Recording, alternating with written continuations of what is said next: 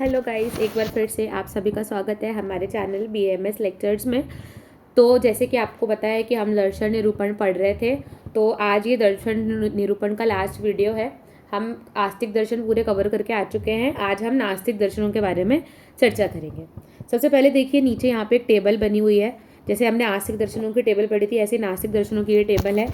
इसमें है दर्शन का नाम चार्वाक दर्शन, प्रवर्तक आचार्य बृहस्पत्य, प्रमुख सिद्धांत स्वभाववाद, प्रमाण प्रत्यक्ष और पर्याय लोकायत दर्शन और बृहस्पति दर्शन। लोकायत दर्शन से चारवाक दर्शन बहुत ज़्यादा फेमस है, तो लोकायत दर्शन इसका एक बहुत इंपॉर्टेंट पर्याय है, आप लोग याद रखिएगा। उसके बाद आपका आता है बौद्ध दर्शन। बौद्ध दर्शन जो है वो गौतम बुद्ध के प्रवर्तक आचार्य हैं। इनका प्रमुख सिद्धांत है क्षणभंगुरवाद। बहुत ज़्यादा पूछा जाता क्वेश्चन है कि क्षणभंगुरवाद जो है किस दर्शन में ने बताया है, तो बौद्ध दर्शन ने जो है क्षणभंगुरवाद का वर्णन किया है। उसके बाद इसने प्रमाणों को कौन कौन से माना है, तो प्रत्यक्ष और अनुमान प्रमाणों को माना गया है। और इसके पर्याय कौन कौन से हैं, तो तथागत दर्शन और सौगत दर्शन इसके क्या हैं, पर्याय हैं। उसके बाद तीसरा हमारा आएगा जैन दर्शन, जो कि वर्धमान महावीर इसके प्रवर्तक आचार्य हैं। इसका प्रमुख सिद्धांत है अनेकांतवाद। इसका प्रमाण इनने माने हैं प्रत्यक्ष और अनुमान, और इसका पर्याय है आर्हत दर्शन। आर्हत दर्शन भी बहुत इंपॉर्टेंट है। इस नाम से क्वेश्चन आता है कि आर्हत दर्शन जो है कौन सा दर्शन है, तो आपको पता होना चाहिए कि आर्हत दर्शन जो है जो जैन दर्शन ही है। ठीक है, तो इस प्रकार हम नास्तिक दर्शन में 3 दर्शन पढ़ेंगे, चारवाक दर्शन, बौद्ध दर्शन और जैन दर्शन। तो चलिए सबसे पहले हम स्टार्ट करते हैं नास्तिक दर्शन। तो देखिए, नास्तिक दर्शन के बारे में हम पढ़ते हैं। नास्तिक दर्शन जो है वेदों के प्रमाण को ना मानने वाला, परलोक को ना मानने वाला, है ना, ईश्वर पर श्रद्धा ना रखने वाला, कर्म फल को ना मानने वाला और आत्मा की देह से भिन्नता सत्ता ना मानने वाले दर्शनों को नास्तिक दर्शन कहते हैं। हम ये पहले ही पढ़ चुके कि नास्तिक दर्शन क्या होता है, तो जो कि जो है ईश्वर के अस्तित्व को नहीं मानते हैं, उन्हें हम बेसिकली नास्तिक दर्शन बोलते हैं। उसके बाद इसमें 3 दर्शन आते हैं, चारवाक दर्शन, बौद्ध दर्शन और जैन दर्शन। सबसे पहले हम पढ़ेंगे चारवाक दर्शन। चारवाक दर्शन को लोकायत दर्शन भी कहते हैं, बृहस्पति दर्शन कहते हैं, भौतिकवाद और वैतंडिक दर्शन भी कहते हैं, जिसमें से सबसे इंपॉर्टेंट है 2 पर्याय, लोकायत दर्शन और बृहस्पति दर्शन। इसके बाद देखिए, इसके प्रवर्तक आचार्य हैं आचार्य बृहस्पति, जो हम पहले ही पढ़ चुके हैं कि इसके प्रवर्तक आचार्य कौन है, आचार्य बृहस्पति इसके प्रवर्तक आचार्य हैं। उसके बाद देखिए, इसका परिचय में क्या आता है, तो चारवाक दर्शन एक नास्तिक दर्शन है, जिसे लोकायत दर्शन भी कहा जाता है। लोकेशु आयतः लोकायतः, ये छोटा सा कोटेशन आप याद रखिएगा, मतलब लोगों में प्रचलित होने के कारण इसे क्या बोलते हैं, लोकायत दर्शन कहते हैं। लोकायत का अर्थ इहलौकिक या भौतिकवाद भी है। इसके बाद चारवाक दर्शन जो इसका शाब्दिक अर्थ क्या है, तो चारु प्लस वाक अर्थात मीठी बोली बोलने वाला। याद रखिएगा, चारवाक दर्शन को हम क्या बोलते हैं, लोकायत दर्शन भी कहते हैं। क्यों? क्योंकि ये लोगों में प्रचलित दर्शन था। इसके बाद देखिए, चारवाक दर्शन के आचार्य के बारे में बताया गया, जो हम पढ़ चुके हैं कि आचार्य बृहस्पति जो हैं इसके जो है प्रवर्तक आचार्य हैं। इसके बाद हम पढ़ेंगे इसके जो है कुछ प्रमुख सिद्धांत, जैसे कि हम सभी में पढ़ते आ रहे हैं। प्रमुख सिद्धांत, तो सबसे पहला इसमें सिद्धांत है सुखवाद। सुखवाद का ये जो श्लोक है ये आप लोग याद कर लीजिएगा। यावत जीवेत सुखम जीवेत, दृढ़म कृत्वा घृतम पीबेत, भस्मीभूत से देह से पुनरागमनम कुतः। इसका मतलब क्या है कि जब तक जिएंगे सुख से जिएंगे, भले ही हमारे पास पैसे ना हो, लेकिन दूसरे के पैसे लेकर के हम घृत पिएंगे यानी मस्ती करेंगे, और एक दिन इस देह को क्या भस्म हो जाना है, और पता नहीं पुनर्जन्म होगा या नहीं होगा। तो चारवाक दर्शन सुखवाद को मानता था। अब देखिए, इसमें इसका क्या, इस शाब्दिक अर्थ क्या बताया गया है कि जब तक जीना है सुख से जीना है, अपने पास धन ना हो तो दूसरों से उधार लेकर घृत पीना है, अर्थात दूसरों से उधार लेकर मौज करना चाहिए। मृत्यु के पश्चात एक बार शरीर के जलकर भस्मीभूत होने के बाद शरीर को किसने पुनः वापस आता देखा है।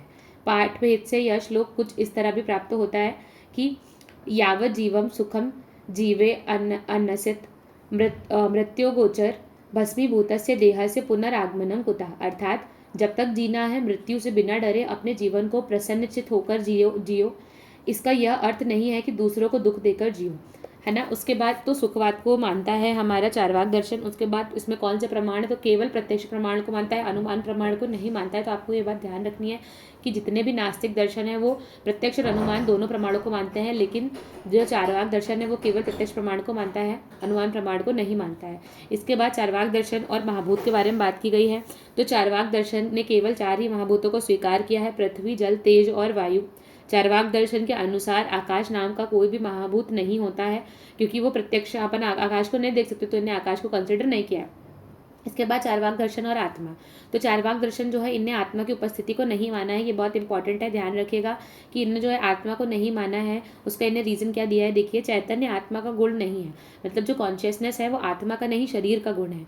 ये इससे सिद्ध होता है कि जब शरीर नहीं रहता तो आत्मा भी नहीं रहती, यानी चेतनता भी नहीं रहती। तो हम ये चीज़ कैसे मान लें कि जो चेतनता है वो आत्मा का गुण है, शरीर का गुण नहीं है। जिस प्रकार इनने एक एग्जाम्पल भी कोट किया है, देखिए, जिस प्रकार पान, कत्था, सुपारी और चने के लाल रंग ना रहने पर भी उनके मुख से उनको खाने पर मुख में लाल रंग उत्पन्न हो जाता है, उसी प्रकार चार महाभूतों के विशिष्ट संयोग से जो है चैतन्यता की उत्पत्ति होती है। इनने क्या बोला कि भाई जब हम ये कत्था पान वगैरह खाते हैं तो उनमें खुद का कलर लाल नहीं होता, लेकिन फिर भी जब वो मुंह में जाते हैं तो उनके संयोग के कारण जो है हमारे मुख का रंग जो है वो लाल हो जाता है। उसी प्रकार जो आत्मा हमारे शरीर जो चार महाभूतों से मिलकर के बना हुआ है, जब उनका आपस में संयोग होता है तो उसमें से चैतन्यता आती है, ना कि जब उसमें आत्मा प्रवेश होती है उससे। तो इन्होंने क्या माना है कि आत्मा के अस्तित्व को नहीं माना है। इसके बाद हमारे आता है स्वभाववाद। तो चारवाक दर्शन ने जो है स्वभाववाद को माना है। तो ये बात इंपॉर्टेंट है, क्वेश्चन पूछा जाता है कि स्वभाववाद को किस दर्शन के अंतर्गत माना गया, तो याद रखिएगा। फिर उसके बाद देखिए स्वभाववाद का क्या वर्णन किया गया है। तो महाभूत के विशिष्ट संयोग के कारण को स्पष्ट करने के लिए चारवाक दर्शन ने स्वभाववाद का वर्णन किया है ना। तो यदृक्षावाद के अनुसार जगत एक संयोग मात्र है, इसमें वह किसी कारण या नियम को नहीं मानता है। स्वभाववाद जगत की उत्पत्ति में नियम या व्यवस्था को मानता है, परंतु उसे केवल संयोगवश कहता है। तो इनने एक मतलब बताया है कि भाई यदृक्षावाद जो है उनका कहना ये है कि हर चीज़ संयोग से हो रही है, कोई भी क्रम को उनने नहीं माना है।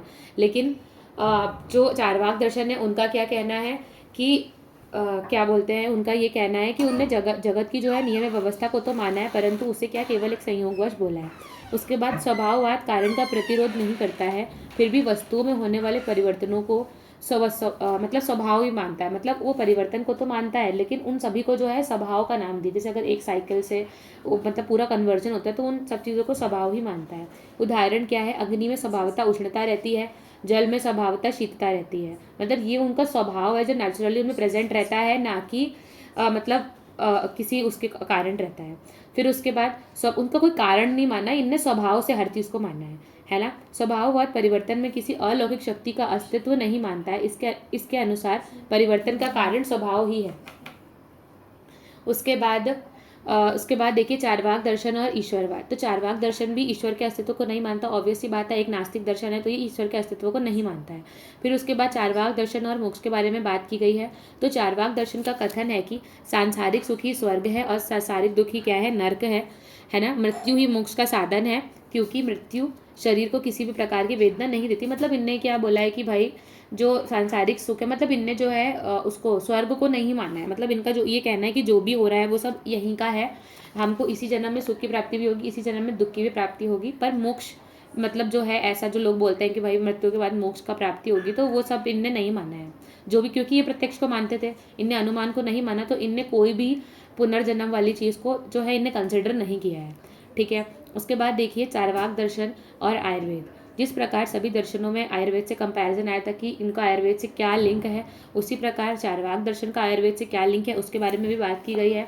तो चारवाक दर्शन और आयुर्वेद दोनों प्रत्यक्ष प्रमाणों को मानते हैं, परंतु चारवाक दर्शन ने प्रत्यक्ष के अतिरिक्त अन्य किसी प्रमाण को नहीं माना है। ठीक है। चारवाक दर्शन ने 5 में से केवल 4 महाभूतों को स्वीकार किया है। आयुर्वेद में वर्णित स्वभाव परमवाद की तरह चारवाक दर्शन ने भी स्वभाववाद का वर्णन किया है। तो मतलब क्या है, स्वभाववाद जो इनने माना है वो आयुर्वेद के स्वभाव परमवाद से मिलता जुलता है। उसके बाद देखिए नेक्स्ट दर्शन हमारा आता है बौद्ध दर्शन।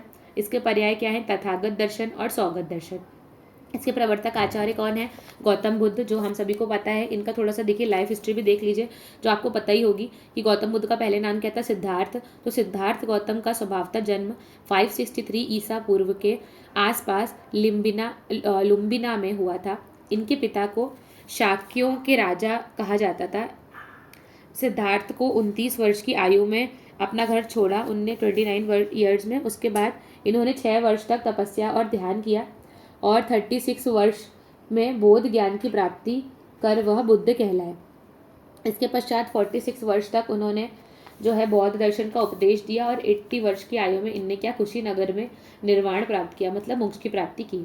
उसके बाद देखिए इसके परिचय में क्या बताया गया है बौद्ध दर्शन के, कि दुख से मुक्ति, दुख निरोध ही इस दर्शन का मुख्य ध्येय है। तो मतलब किसी भी हर व्यक्ति को जो है दुख से मुक्ति मिल जाए, यही इस दर्शन का क्या है, मेन ऑब्जेक्टिव है, मेन गोल है। ठीक है, बौद्ध दर्शन ने अनात्मवाद की स्थापना की थी। इसके बाद इनने 4 मत का वर्णन किया है इसमें, वैभाषिक मत, सौत्रांतिक मत, योगाचर मत और माध्यमिक मत। तो आप इन चारों मतों के नाम चाहें तो याद रख सकते हैं, हालांकि इतने इंपॉर्टेंट नहीं है।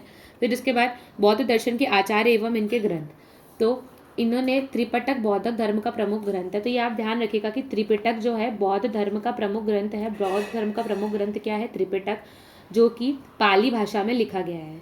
त्रिपिटक के 3 भाग हैं, विनय पिटक, सुप्त पिटक और अधिधम्म पिटक। तो ये आप ध्यान रखिएगा कि त्रिपिटक जो है उसका प्रमुख ग्रंथ है और कौन सी भाषा में लिखा गया है, तो पाली भाषा में लिखा गया है। इसके बाद देखिए बौद्ध दर्शन का प्रमुख सिद्धांत आता है हमारा क्षणभंगुरवाद या क्षणिकवाद। ये बहुत इंपॉर्टेंट सिद्धांत है, क्षणभंगुरवाद। सर्व क्षणिकम क्षणिकम सर्वम अनित्यम। इसका मतलब क्या है, वस्तु का निरंतर परिवर्तन होता रहता है और कोई भी वस्तु एक क्षण से अधिक स्थायी नहीं रहती है। मतलब हर चीज़ में कंटिन्यूस चेंज आता रहता है। जैसे हमारा कोई बॉडी का सेल है, जैसे आरबीसी है, तो उसकी लाइफ भी 120 डेज ही रहती है।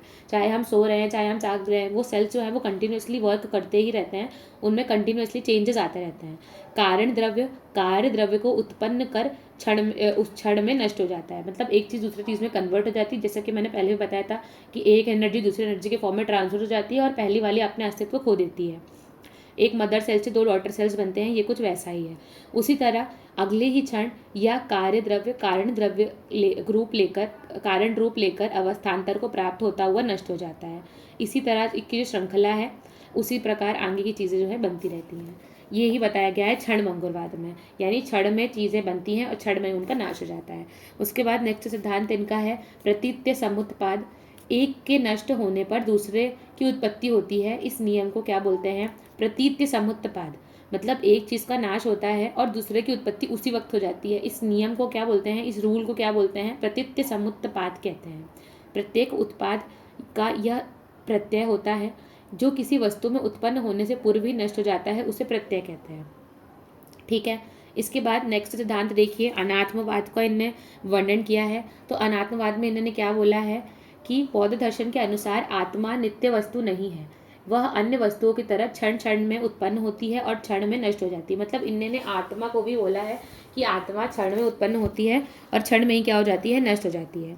ठीक है, उसके बाद नेक्स्ट देखिए, चौथा सिद्धांत इन्होंने बताया है दुख विनाश का मार्ग है ना। तो बौद्ध दर्शन में दुखों की निवृत्ति के लिए अष्टांग मार्गों का वर्णन किया गया है। तो आपको ये अष्टांग मार्ग पता होने चाहिए कि भाई, क्योंकि उनका मुख्य सिद्धांत, उनका मेन बेसिस जो है आधारभूत, कि भाई हम अगर बौद्ध दर्शन का पालन करेंगे तो हमें क्या प्राप्त होगा। तो दुख का निवारण करने के लिए उनने 8 मार्ग बताए हैं। 8 मार्ग क्या हैं, सम्यक दृष्टि, सम्यक संकल्प, सम्यक वचन, सम्यक कर्म, सम्यक जीविका, सम्यक प्रयत्न और सम्यक स्मृति। तो ये 8 नाम आपको याद रखने हैं कि दुख विनाश का मार्ग के अष्टांग मार्ग जो हैं बौद्ध दर्शन ने क्या बताए हैं। ठीक है, उसके बाद हम नेक्स्ट बात करेंगे। तो इनने जो है सम्यक शून्यवाद का वर्णन किया है। तो इनने बोला है कि विश्व वस्तुओं का समूह अपितु घटनाएं हैं। मतलब इन्होंने जो है सब कुछ शून्य माना है। इनके अनुसार जो है विश्व भी शून्य है। इसमें एक चीज़ आपको ध्यान रखनी है कि शून्यवाद का जो कथन है वो नागार्जुन ने दिया था। ये बात इसमें इंपॉर्टेंट है। ठीक है, उसके बाद प्रमाण तो हम पहले ही पढ़ चुके हैं कि चारवाक दर्शन को छोड़ करके बौद्ध और जैन दोनों ही दर्शनों में प्रत्यक्ष और अनुमान प्रमाणों का वर्णन किया गया है। उसके बाद बौद्ध दर्शन और आयुर्वेद में क्या सिमिलैरिटीज़ हैं उसके बारे में बताया गया है। बौद्ध दर्शन का प्रमुख ध्येय दुख से निवृत्ति है। आयुर्वेद भी दुख अर्थात व्याधि निवृत्ति का उपदेश देता है। मतलब दोनों ही चीज़ों में जो है दुख की निवृत्ति बताई गई है। उसके बाद बौद्ध दर्शन में वर्णित प्रत्यक्ष और अनुमान प्रमाणों को आयुर्वेद ने भी माना है। उसके बाद देखिए जैन दर्शन। तो जैन दर्शन की इसका पर्याय क्या है, आरहत दर्शन। मैंने बताया था कि आपको इंपॉर्टेंटली याद रखना है कि जैन दर्शन का पर्याय क्या है, आरहत दर्शन। इसके बाद इनके प्रवर्तक आचार्य कौन है, वर्तमान महावीर जैन दर्शन के प्रमुख आचार्य हैं। जैन दर्शन के 24 तीर्थंकर बताए गए हैं। ये बहुत इंपॉर्टेंट क्वेश्चन है, जैन दर्शन के कितने तीर्थंकर बताए गए हैं, तो आपको पता होना चाहिए कि जैन दर्शन के 24 तीर्थंकर बताए गए हैं। भगवान महावीर जैन धर्म के 24वें व अंतिम तीर्थंकर थे। तो आपको इसमें प्रथम और अंतिम तीर्थंकर याद रखना है कि जैन दर्शन के प्रथम तीर्थंकर कौन थे, ऋषभदेव थे, और जैन दर्शन के अंतिम तीर्थंकर कौन थे, महावीर जी थे। ठीक है, इसके बाद इसका परिचय देखिए। तो चारवाक दर्शन की तरह जैन दर्शन ने भी वेदों को मिथ्या कहा है। मतलब इनने जो है वेदों को स्वीकार नहीं किया है। जैन शब्द जिन शब्द से उत्पन्न है, जिसका अर्थ है वह व्यक्ति जिसने अपनी इच्छाओं और मन पर विजय प्राप्त कर जीवन मृत्यु के चक्र से मुक्ति प्राप्त कर ली है। तो जैन शब्द का अर्थ क्या है कि जिनने जो है जीवन मृत्यु के जो चक्र है उनकी इच्छाओं और अपने मन पर जो है विजय प्राप्त कर ली है ना। तो जैन दर्शन अहिंसा को महत्व देता है ना, इन्हें भी अहिंसा को माना है। फिर जैन दर्शन की दो शाखाएं हैं, दिगंबर और श्वेतांबर। दिगंबर साधु नग्न रहते थे और श्वेतांबर श्वेत वस्त्र धारण करते थे। इसके बाद नेक्स्ट देखिए जैन दर्शन के आचार्य एवं उनके ग्रंथ। तो प्रथम तीर्थंकर ऋग्देव जी थे, उनको आदिनाथ भी बोलते हैं, पता ही है हमें। और मेन इनके जो प्रवर्तक आचार्य थे वर्तमान महावीर, है ना। उसके बाद देखिए जैन दर्शन का प्रमुख साहित्य क्या है। प्रमुख साहित्य जो है वो प्राकृत मगधी भाषा में लिखा गया है। मगध प्रदेश आज के टाइम पे बिहार का जो एरिया है उसको बोलते हैं। तो जैन दर्शन जो प्रमुख साहित्य उसके साहित्य जो है वो प्राकृत यानी मागधी भाषा में लिखा गया है। आचार्य उमा स्वामी द्वारा लिखा गया तत्वार्थ सूत्र नामक ग्रंथ एक महत्वपूर्ण ग्रंथ है जो संस्कृत भाषा में लिखा गया है। इसके बाद देखिए जैन दर्शन के प्रमुख सिद्धांतों के बारे में बात आती है। तो जैन दर्शन के अनुसार दृश्य जगत जड़ और चेतन पदार्थों के संयोग का परिणाम है। जैन दर्शन ने 7 तत्वों को माना है। कौन कौन से 7 तत्व हैं? जीव, अजीव, आश्रव, बंध, संवर, निर्जरा और मोक्ष। तो ये आपको 7 तत्व के नाम याद रखने हैं कि जैन दर्शन ने कौन से 7 तत्वों को माना है। उसके बाद नीचे देखिए जैन दर्शन के पदार्थ। तो जैन दर्शन ने 9 पदार्थों का वर्णन किया है। ये भी इंपॉर्टेंट क्वेश्चन है कि जैन दर्शन ने कितने पदार्थ माने हैं। तो इनने 6 पदार्थ नहीं माने हैं, इनने 9 पदार्थ माने हैं, जिसमें से 7 जो हैं ये ऊपर के जीव, अजीव, आश्रव, बंध, संवर, निर्जरा और मोक्ष हैं, और 2 और क्या है? पाप और पुण्य। तो ये आप ध्यान रखिएगा कि जैन दर्शन ने कितने पदार्थों का वर्णन किया है। इसके बाद जैन दर्शन के द्रव्य के बारे में बात आएगी। तो जैन दर्शन ने कितने द्रव्य माने हैं? तो जैन दर्शन ने 6 द्रव्य माने हैं। कौन कौन से? धर्म, अधर्म, आकाश, काल, पुद्गल और जीव।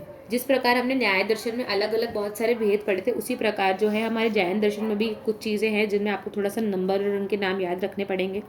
उसके बाद देखिए जैन दर्शन और आत्मा। तो इन्हें आत्मा को अलग अलग नाम दिए गए हैं। तो जैसे कि आत्मा को इन्हें उपयोगमयी माना है, अमूर्तिक माना है, कर्ता, स्वदेह परिभाषा वाला माना है, भोक्ता माना है, संसारी माना है और ऊर्ध्वगति वाला। इस प्रकार के कई नाम इन्हें आत्मा को दिए हैं। इसमें इम्पॉर्टेंट क्या है? मोक्ष का मार्ग। देखिए जैन दर्शन ने मोक्ष के मार्ग के बारे में क्या कहा है? सम्यक दर्शन ज्ञान चरित्राणी मोक्ष मार्ग, अर्थात सम्यक दर्शन, सम्यक ज्ञान और सम्यक चरित्र ही मोक्ष का मार्ग है। ये बात आप बहुत इंपॉर्टेंटली याद रखिएगा कि मोक्ष के 3 मार्ग क्या बताए गए हैं जैन दर्शन में। सम्यक दर्शन, सम्यक ज्ञान और सम्यक चरित्र। चाहे तो आप ये श्लोक भी याद रख सकते हैं, सम्यक दर्शन ज्ञान चरित्राणी मोक्ष मार्ग। इसके बाद पंचव्रत का वर्णन किया गया है। ये पंचव्रत जो हमने योग दर्शन में यम पढ़े थे, वही 5 यम जो है उन्हीं को पंचव्रत का नाम इनने दिया है। अहिंसा, सत्य, अस्तेय, ब्रह्मचर्य और अपरिग्रह को पंचव्रत माना है। यही हमने वहाँ पढ़े थे, यही हम यहाँ पढ़ रहे हैं। सत्य आदि 4 व्रतों का उद्देश्य अहिंसा का पालन करना ही है। उसके बाद 7वां आता है आपका अनेकांतवाद। तो देखिए ये इंपॉर्टेंट बात है, जैन दर्शन ने जो है अनेकांतवाद को माना है। अनेकांतवाद में क्या आता है? अनेकांतवाद का सिद्धांत जैन दर्शन के तत्वशास्त्र से संबंधित है। इसका क्या मतलब है? अनेकांतवाद एक ऐसी विशाल दृष्टि है जिसमें वस्तुओं के सभी धर्मों का समन्वय है। इसका क्या अर्थ होता है वो हम आगे नीचे देखेंगे कि जैन दर्शन के अनुसार प्रत्येक वस्तु के 2 भाग होते हैं, नित्यता और अनित्यता। इसके अनुसार वस्तुओं के अनेक गुण हैं, जिसमें कुछ नित्य हैं और कुछ अनित्य हैं, है ना। जैसे अगर किसी टमाटर का रंग लाल है तो धीरे धीरे जैसे उसमें उसका एज बढ़ता जाता है, जैसे उसका, तो उसमें जो उसके गुण हैं उनमें परिवर्तन आता जाता है। तो कुछ गुण उसके नित्य हैं और कुछ गुण उसमें क्या है? अनित्य हैं। नित्य गुण वस्तुओं में निरंतर विद्यमान रहते हैं और अनित्य गुण जो होते हैं वो परिवर्तनशील होते हैं। नित्य गुण वस्तु के स्वरूप का निर्धारित करते हैं, अतः उन्हें आवश्यक गुण कहा जाता है। सीधी सी बात है, जो कन्वर्टेबल नहीं है, जो स्टेबल गुण है वही किसी चीज़ का निर्धारण कर सकते हैं। जो चीज़ खुद में अनस्टेबल है वो किसी दूसरे चीज़ का निर्धारण नहीं कर सकती।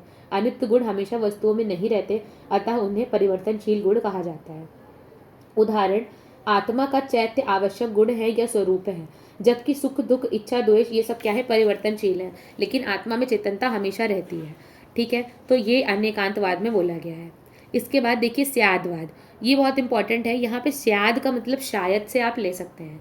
मतलब इनने बोला है कि हम पूरी चीज़ों का ज्ञान कभी भी नहीं कर सकते। हम जिस पहलू से जिस वस्तु को देखते हैं हमें उसी पहलू से समझ में आता है। इसका एग्जाम्पल है, जैसे देखिए मान लीजिए कि 6 अंधे लोग हैं और वो हाथी के अलग अलग हिस्सों को टच कर रहे हैं। कोई पूँछ छू रहा है, कोई उसकी सूंड छू रहा है, कोई पैर को टच कर रहा है। तो अगर कोई सूंड टच करेगा तो उसको लगेगा कि किसी बड़े पेड़ की लंबी सी उसकी काष्ठ है, कोई पूँछ छुएगा तो उसको लगेगा कि ये सांप है। तो इस प्रकार से स्यादवाद को एक्सप्लेन किया गया है कि आप किसी भी वस्तु के कभी भी कंप्लीट ज्ञान को प्राप्त नहीं कर सकते हैं, क्योंकि हम मनुष्य हैं। हमें किसी भी चीज़ का सिर्फ क्षणिक ज्ञान ही प्राप्त होता है। हम किसी भी चीज़ का संपूर्ण ज्ञान प्राप्त करने में जो है नहीं है, वो नहीं है, मतलब हमें उतनी पोटेंसी नहीं है, हम सक्षम नहीं हैं।